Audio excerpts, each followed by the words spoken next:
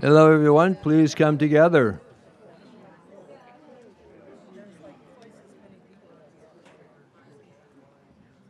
Please come together.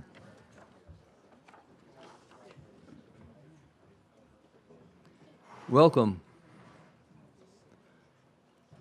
Welcome, dear friends, to the International Day of Peace and the 10th anniversary of the Ashland Cultural Peace Commission, which launched 10 years ago today.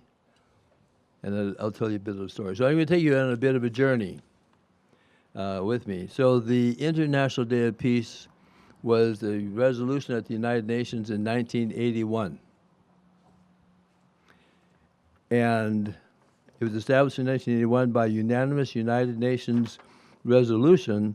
Peace Day provides a globally shared date for all humanity to commit to peace above all differences and to contribute to building a culture of peace.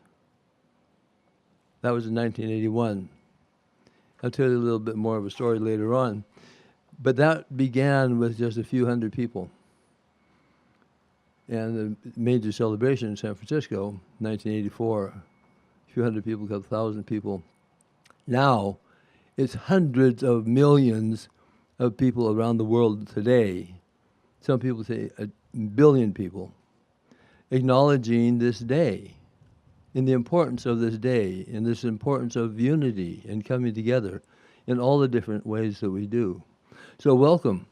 And welcome to this day here in Ashland, Oregon. We're in Ashland, Oregon at the World Peace Flame, which is on the Sustainability Center of Southern Oregon University, Ashland, Oregon. This is being live streamed globally through Hubcast Media in Vancouver, British Columbia, and also being recorded for locally with RVTV, and it'll be on our channels, so you can see it there. So the bit of the story is that after a number of years, quite a few years of being involved in the peace building arena, myself and also Irene Kai, we did some International Day of Peace events here in Ashland, and then got together with Eric Sorotkin, Herb Rothschild, and also with Irene, and discussed what can we do to help bring greater focus on peace and peace building in this community. We spent a couple of years discussing that and decided to really focus on the culture of peace. What does the culture of peace look like? What can we do here in the city? We met with Mayor Stromberg and the city council over a year or more, talking about creating the Ashland Culture Peace Commission. And Mayor Stromberg and the council say, well, great idea, but we do streets. We do roads, we do water and sewage, and what about this peace building stuff?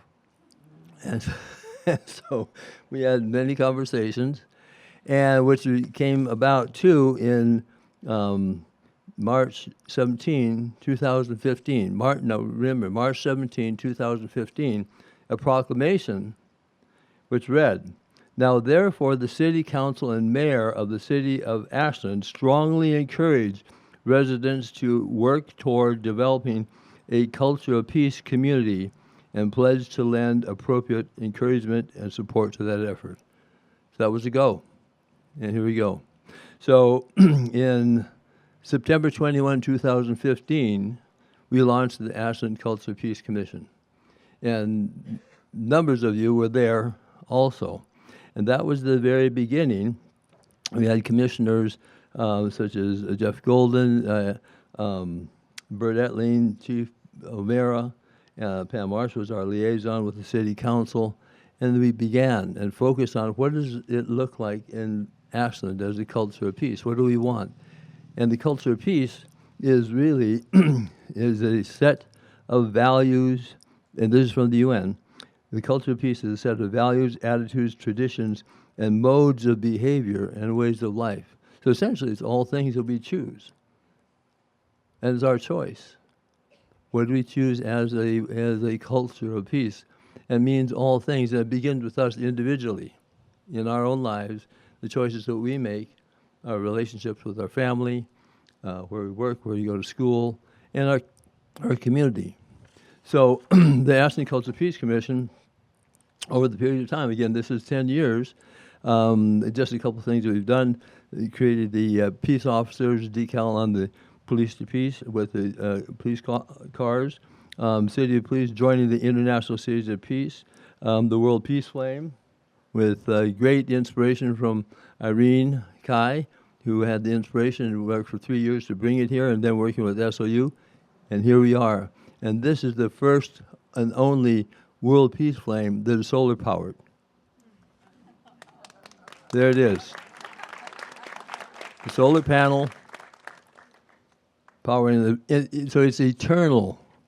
As long as there's sun, we'll have the World Peace Flame.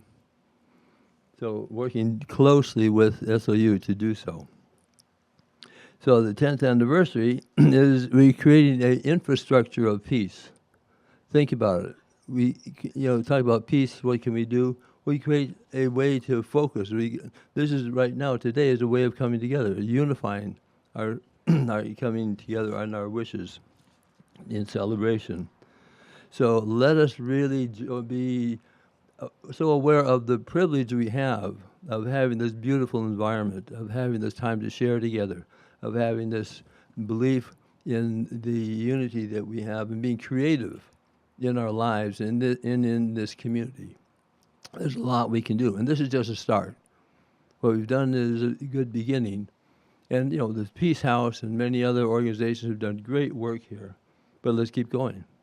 So I'd like to introduce you to Belinda Brown, who is from the Lomacasi Restoration Project, and she will lead us further. Belinda.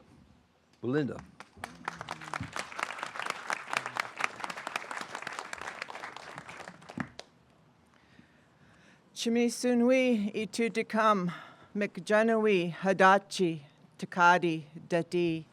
As one of the original members of the Ashland Culture of Peace Commission 10 years ago, and honored and privileged to be here today to present prayer, land acknowledgement, and song honoring our ancestors from here, for the people here today also.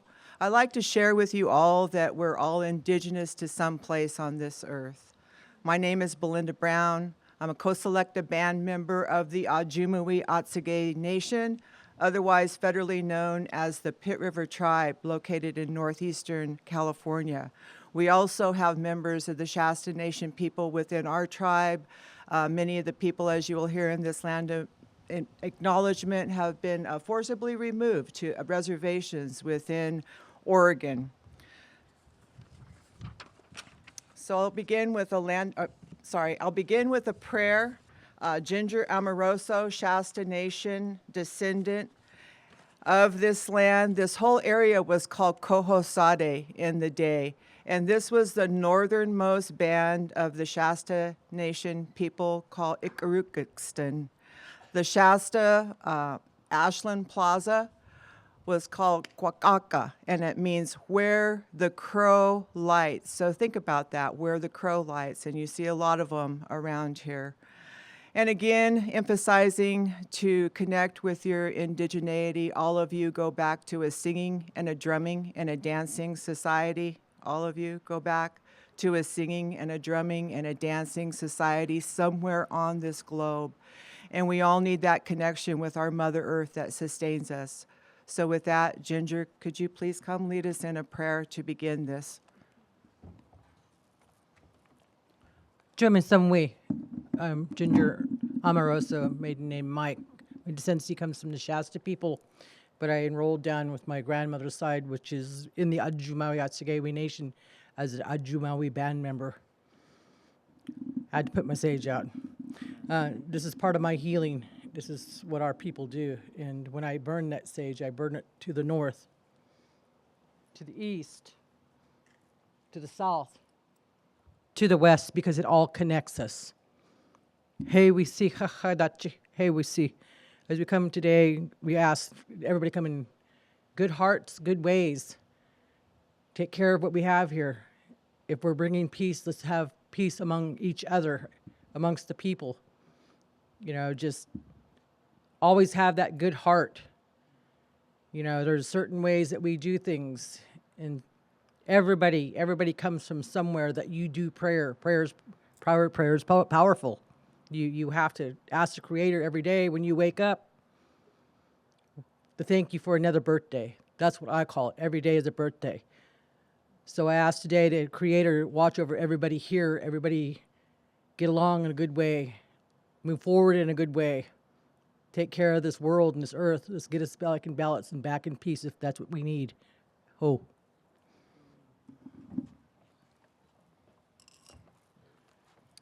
Thank you for that, Ginger. And just also acknowledging the ground we're on here, Southern Oregon University. And thank you so much to this university for having the vision and the foresight to support Native American Studies program. So I just really want to give a great big round of applause that our Native American Studies program is going to continue on.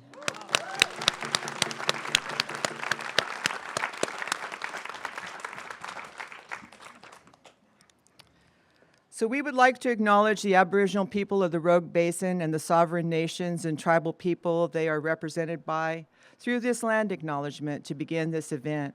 For more than 500 years, Native communities across the Americas have demonstrated resilience and resistance in the face of violent efforts to separate them from their land, culture, and each other. Land acknowledgement is a critical public intervention, a necessary step toward honoring sovereign nations and Native communities, and enacting the much larger project of healing and reconciliation. Also recognizing that Aboriginal people, their tribal governments, and traditional communities are still here. The rural towns and cities of the Rogue River Basin have been built on Aboriginal land, and we pay tribute to the first best stewards who have maintained the health and beauty of these lands through the careful stewardship of forests, waterways, fish, and wildlife until such trust was forcibly revoked. The cultural, beneficial, and traditional uses and protection of the natural resources continues today through collaborative partnerships and planning that includes Indigenous Traditional Ecological Knowledge, or ITEC, supporting subsistence lifestyles and elevating ecocultural restoration and sacred site protection with our tribal partners. We acknowledge the ancestral lands of the tribes and the sovereign nations that live in what is now called the Rogue River Basin of Oregon, including the original past, present, and future Aboriginal inhabitants of the Lower Rogue River Athabascan tribes, which include Upper Coquel, Shasta-Costa, Tututni, Upper Rogue River Athabascan, Applegate tribes, including the Taltush-Taniti and Dakapatati, Takelma tribes, Latgawa, Dagelma, Shasta, and associated bands spanning the Middle Rogue, and the Klamath tribes tied to the Upper Rogue, Rogue River Watershed Divide, in the Huckleberry Mountain area.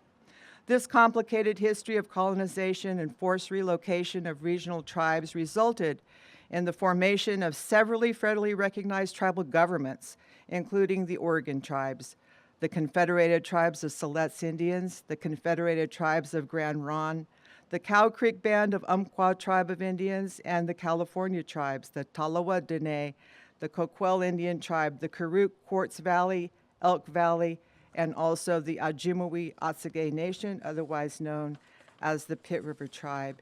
And a big part of this peace and reconciliation movement really is connecting people back to the history that's not taught in schools, but also going forward with that Indigenous traditional ecological knowledge that is much needed today, as you see, as we still carry the medicine bundles and that connection to the earth that the people need today for real peace and restoration and reconciliation. So I'd like to read this poem, You Belong, We All Belong. You belong here at this time, this place. You belong. We are not stranded in the universe. We are placed here on earth, born for a reason, purpose, and plan. We choose. We are human beings, or two-leggeds. We are here to love and connect in family and community. We can choose to live in community, isolate, or many shades of in between. Being human is belonging to family, school, culture, and community in a self-aware state. Souls gravitating to communication in a deep human need to connect and understand. yearning for the respect and human honoring of being accepted for your individual and collective talents, creating a sacred, safe environment where new and long-term relationships remain nurtured and balanced for healing and renewed shared strengths, sharing traditional values, spiritual values, and core life principles in meaningful and productive ways, including the body and breath of our collective consciousness and soul rising above the constraints of colonization, spiritually overcoming religious bondage, collective prayer, nature-based solutions grounded in truth, and healing of the nations for the hearts of the people. Thank you. And with that, I would like for Teresa Clark, Miwok. Yes, ma'am. Miwok Indian, our partner from California tribes, to sing a song.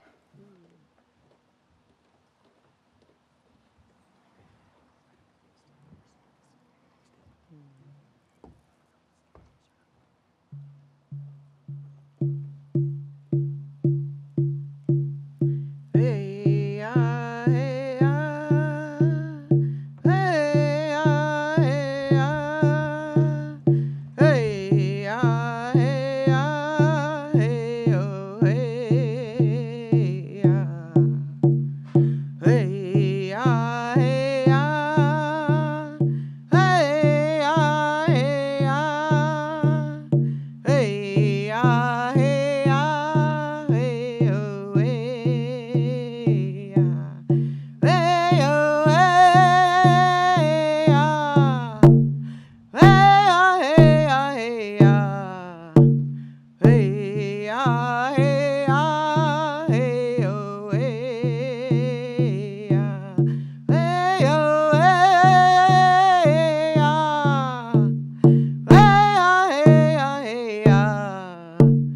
Hey, ah, hey, ah, hey, oh, hey, ah.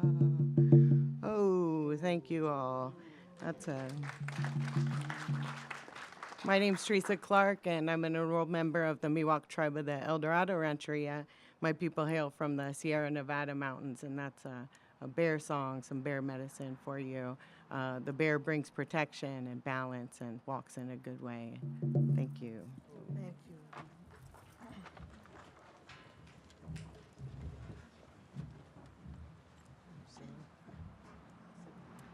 And we'll leave you with one more song. This is the Red Earth song.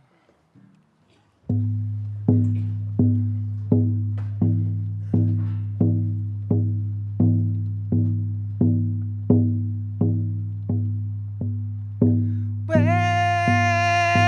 oh, hey, oh. Way, oh, hey, hey, hey, oh. Yo ho ho ho ha hi yo. Yo ho ho ho ha hi yo. Way yo ha hi yo. Yo ho ho ho ha hi yo. Yo ho ho ho ha hi yo. Way yo ha hi yo. Yo ho ho ho ha hi yo. Yo ho ho ho ha hi yo. Way yo hi yo.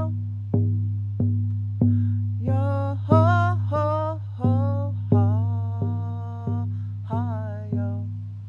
Yo ho ho ho ha hi yo.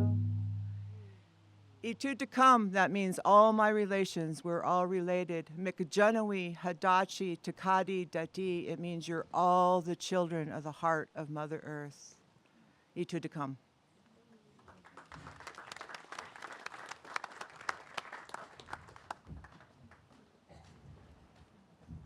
Thank each of you very much. Thank you, Belinda. Wonderful. When you think of the Rogue Valley Peace Choir, you think about colors. Lots of colors, which is so beautiful. Beautiful in visual and beautiful in voice. And we have the delight of having the Ashland Ashland Peace Choir with the Rogue Valley, there you go, the Rogue Valley, what am I trying to say? Rogue Valley Peace Choir with us today. Rob? There's an old saying that says, to sing once is to pray twice. Well, we've had the benefit of prayer and song, and we're going to continue with this song, which I think of as a prayer, being, we can be kind, we can take care of one another.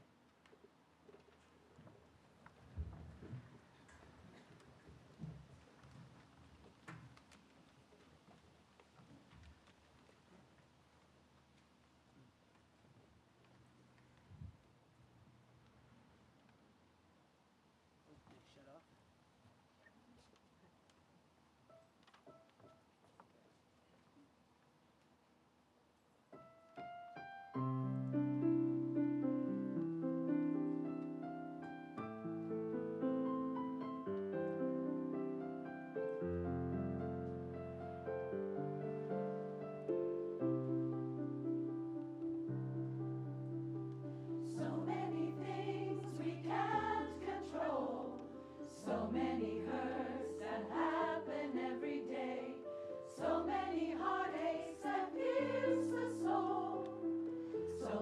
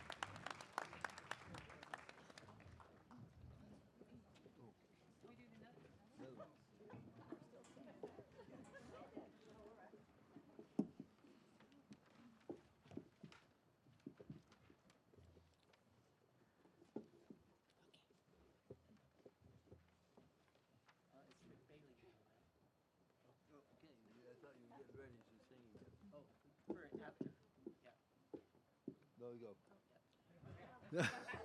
Thank you. Ashland, it's wonderful to have Southern Oregon University in this community. It brings so much value in many, many different ways to this community.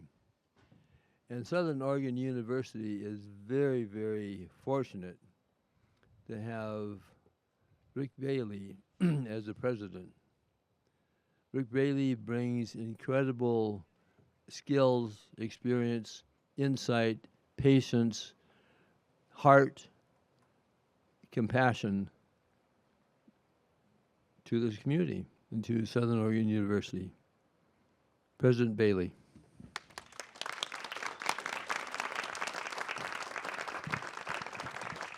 Good afternoon, everyone. I panicked a little bit because after this beautiful, by the way, thank you, after this beautiful song, in the back I heard, hey, is Rick on now? And I thought for a second, like, are they going to ask me to sing something? Because it would have cleared this whole place out.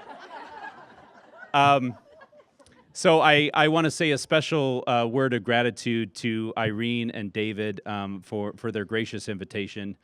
I want to say a special thank you to all of the members of the Ashland Culture of Peace Commission and a happy anniversary. I want to thank all of you for being a part of this and obviously all of you for sharing your talents with us. I also want to take a moment to recognize that Barry and Catherine Thalden, they are the namesake of this beautiful pavilion that we're in, and Barry is joining us today, so Barry Thalden.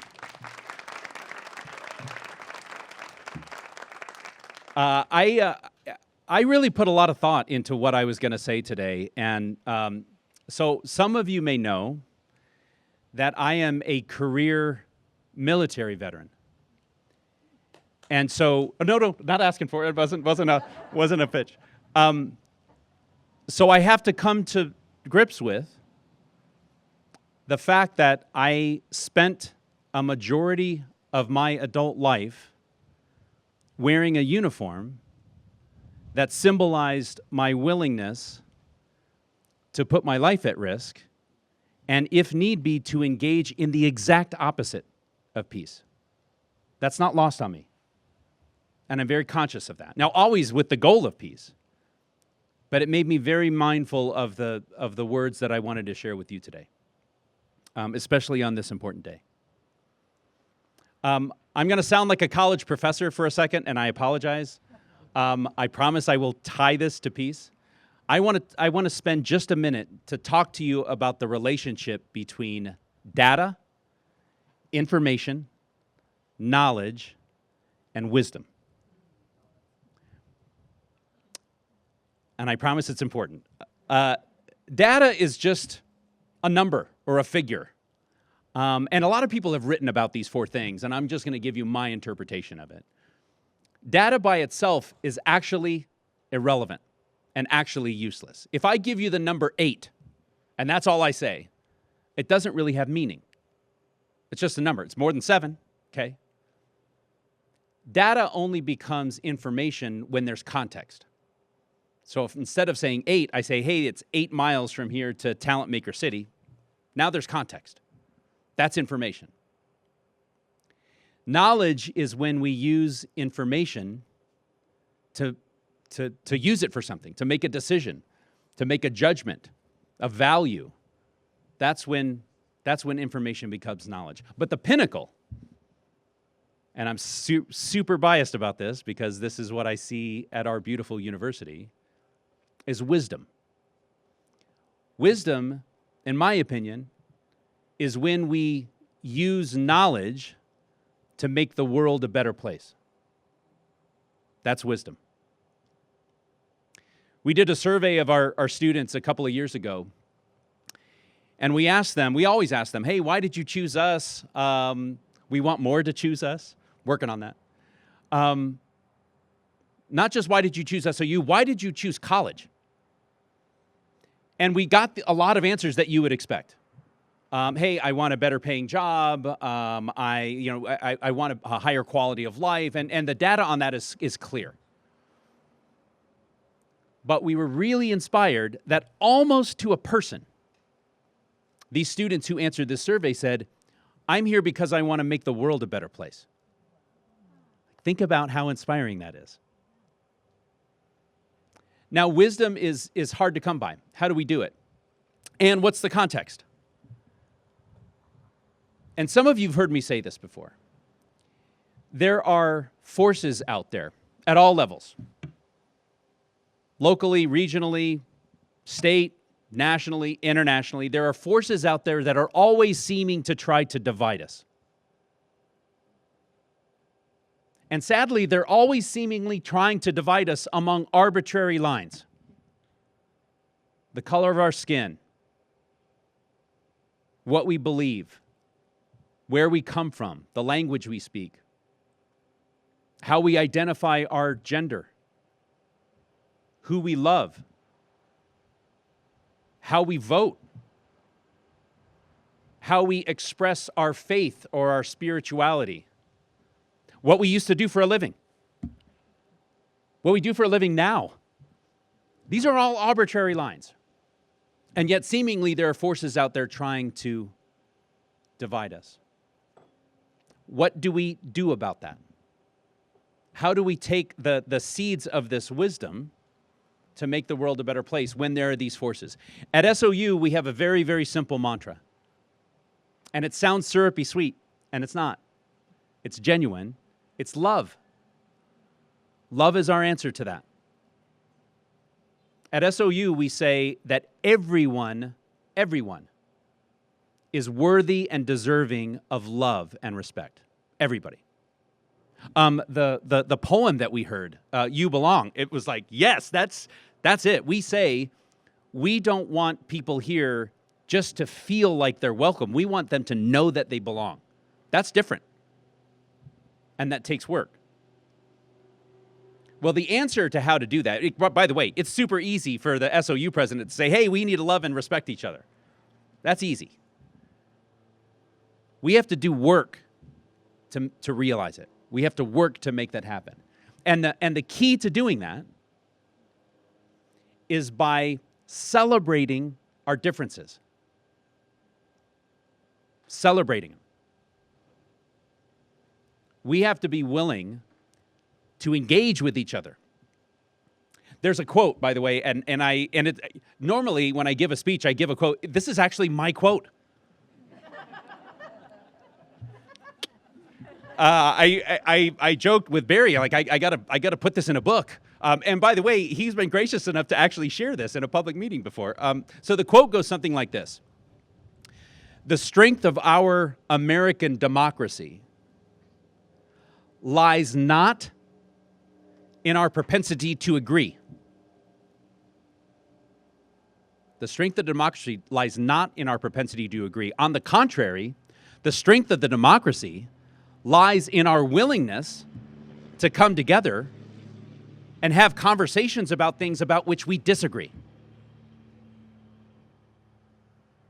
When we come together and listen to understand each other's differences, those are the building blocks of peace." Amen. Thank you. I'll finish with this. The preamble to the U.S. Constitution challenges us to form a more perfect union. And when you think of the word union, you think of one. You think of everyone coming together. I want to make sure that we understand that union doesn't mean that we all look alike, that we all come from the same place, that we all agree on things. That's not what it means at all. A more perfect union means our willingness as people to come together, not despite our differences, because of our differences. And when we do that, the more we do that at all levels, the more we create a more perfect union, and the more we create an enduring peace. Thank you very much, everyone.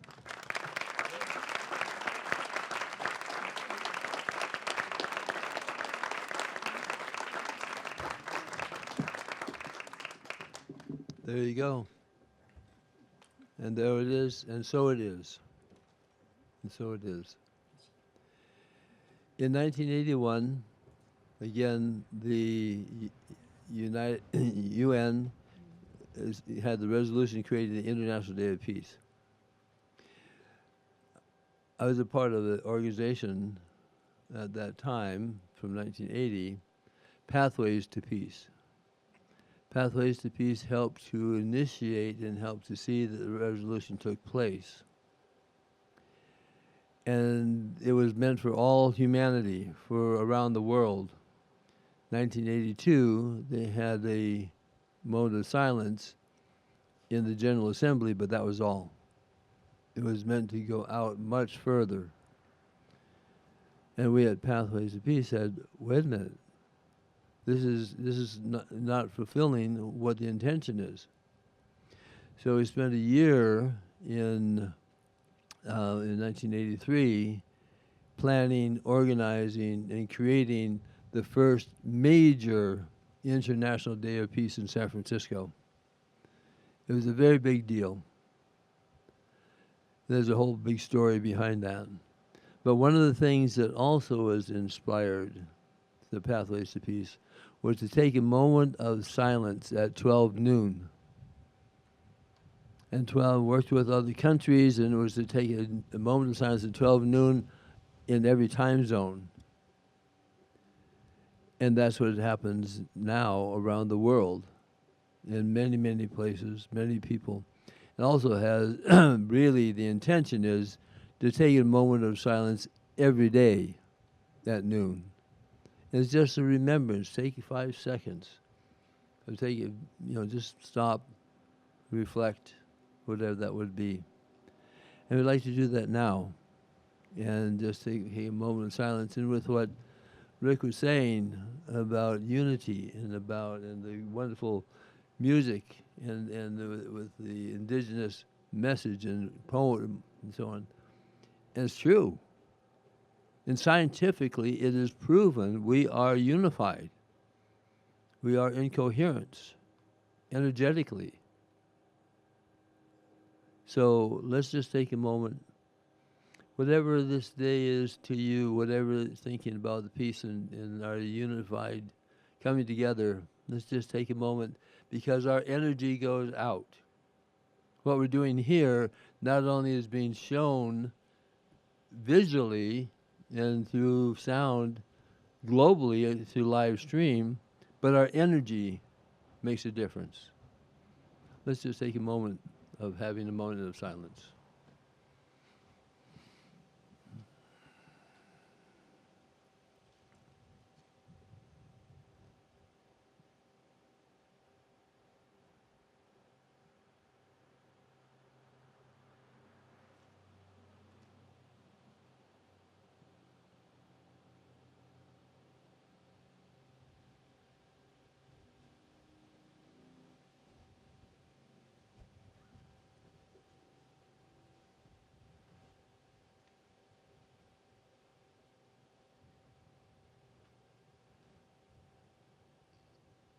Thank you. And now we're going to take a special action. And also, I also want to, as you mentioned, Rick, I just want to acknowledge Barry and Catherine Thalden and the Pavilion. And fate happens in many different ways. And there was a fateful meeting when the Thaldens and Irene and I came together. We both put papers on the table and said, we want to put the World Peace Flame there. And here it is. So fate happens. So actually, I would like to, Irene, would you come up and guide everyone in what to do now? Go ahead. Okay. So would you take a moment and please come up comfortably and carefully and pick up one of the candle lights, the votive candle, the candle holder, and take it with you. Have it with you right now because it's going to be part of our next stage. So you just come up. They're right here on the stage. Come up and get them. Just take a moment. And maybe you could bring one back to your neighbor who's sitting with you.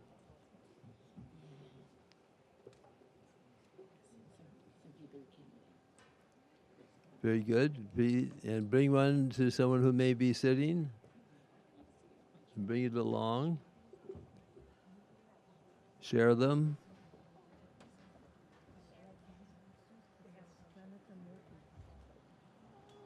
These are reflections of the World Peace Flame. And these will burn for a very long time in their form right now. Please come up.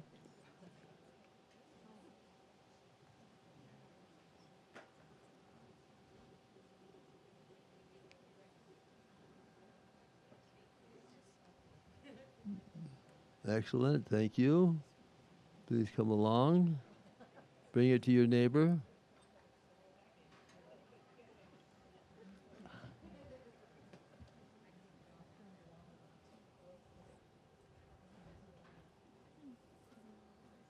If you have somebody at home who would really enjoy one, take one to them.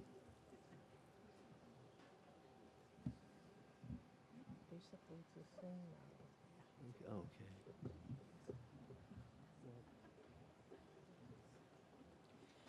Well, as President Bailey said, which I thought was so wonderful, love.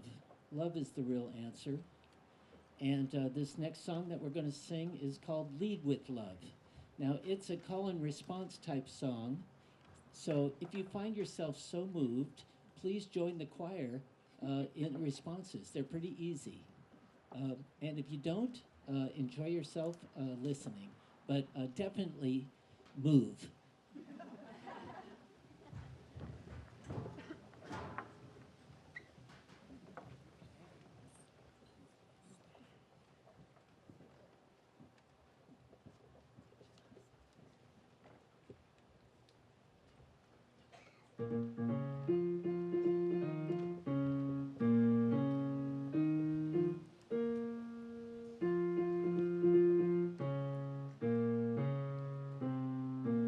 You gotta put one foot in front of the other and lead with love. Put one foot in front of the other and lead with love.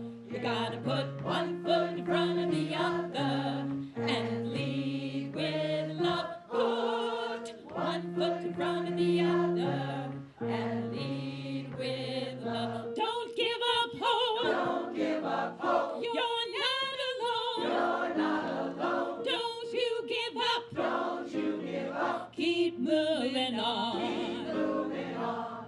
You gotta put one foot in front of the other and lead with love. Put one foot in front of the other and lead with love. You gotta put one foot in front of the other and lead with love. Put one foot in front of the other and lead with love. Lift up your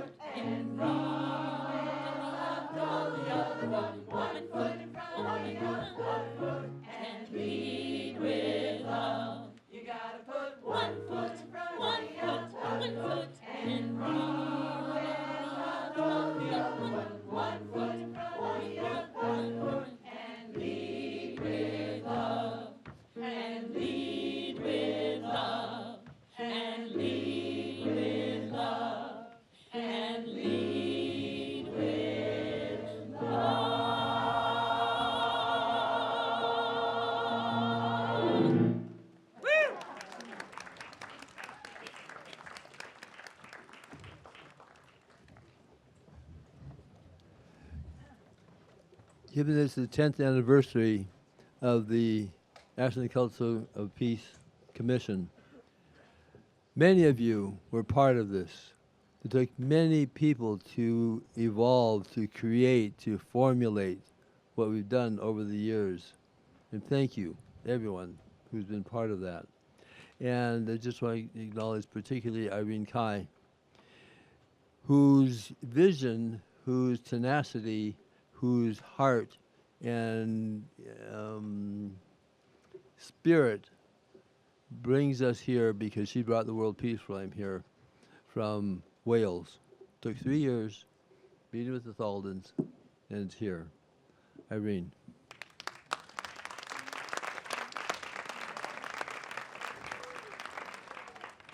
Thank you, President Bailey. Thank you, Barry and Catherine Thalden. Thank you so much. We're here because of you. And I'm going to read the invocation for the World Peace Flame. 7 sacred flames from 5 continents were flown live to Wales. United, it became the World Peace Flame. A chance encounter in Wales, the World Peace Flame was brought to Ashland, and it was installed on the Southern Oregon University campus. I now ignite the sacred flame in my heart to be inspired to treat all beings with compassion, equity, justice, and respect. I am an integral part of my community to cultivate a culture of peace by adhering to my moral compass, transcending social and economic class, race, and religion, and to ensure a safe and sustainable world for the next 7 generations and beyond. I am the flame, a beacon to guide my family, to lead our community, and therefore the world, to cultivate a culture of peace.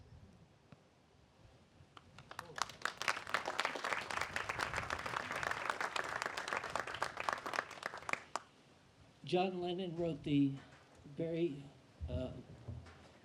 heartfelt and important song of many generations, a song called Imagine. It's about, as you all know, imagining sharing all of our wealth, sharing all of our love, sharing peace, sharing justice. So if you know the words, feel free to sing along.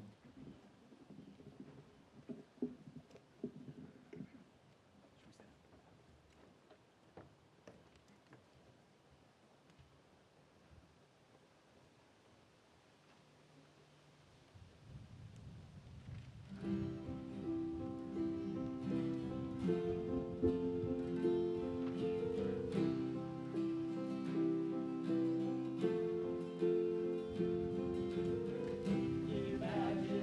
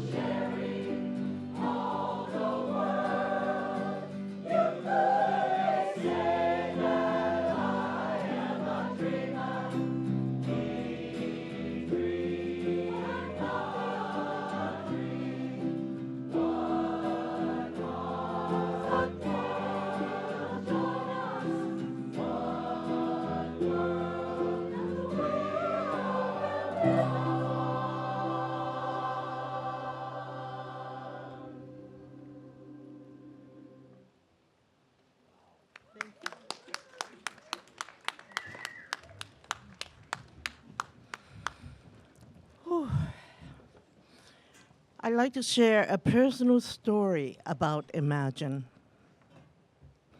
I am an immigrant. I came to the United States and landed at New York City when I was 15. I didn't speak English. Just learning a whole different way of life. And in 1972, someone gave me a benefit concert ticket at Madison Square Garden. I had no idea what that was about. And I went. John and Yoko came on stage. He sang Imagine, and it changed my life.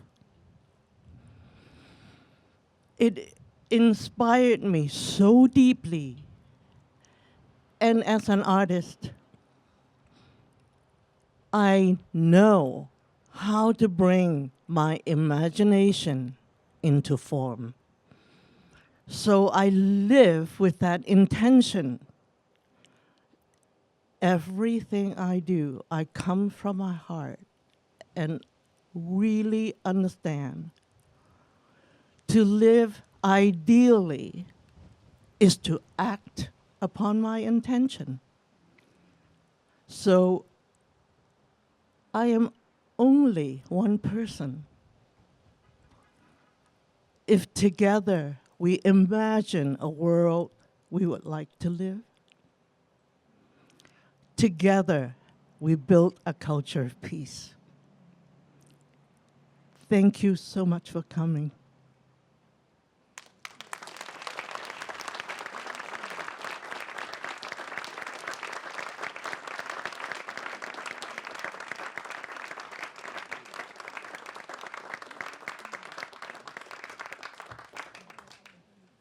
And may peace prevail on earth. Thank you.